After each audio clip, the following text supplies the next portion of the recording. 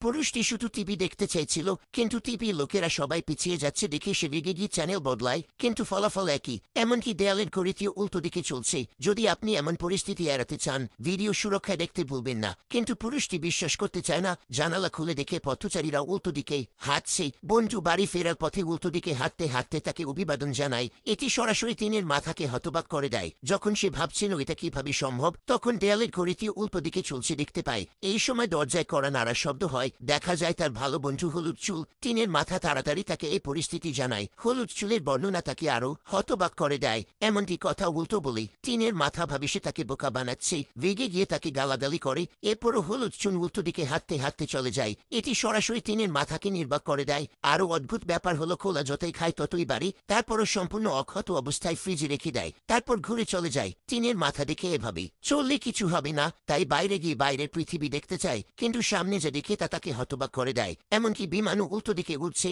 পথচারীরা উল্টো দিকে হাঁটছে। বিকল্প না পেয়ে সে নিজের গাড়ি চালিয়ে অন্য শহরে পরিস্থিতি দেখতে চায়, কিন্তু চালানোর সময় দেখে অন্য গাড়িগুলো উল্টো দিকে চলছে। সে মুহূর্তেই আতঙ্কিত হয়ে পড়ে, কিন্তু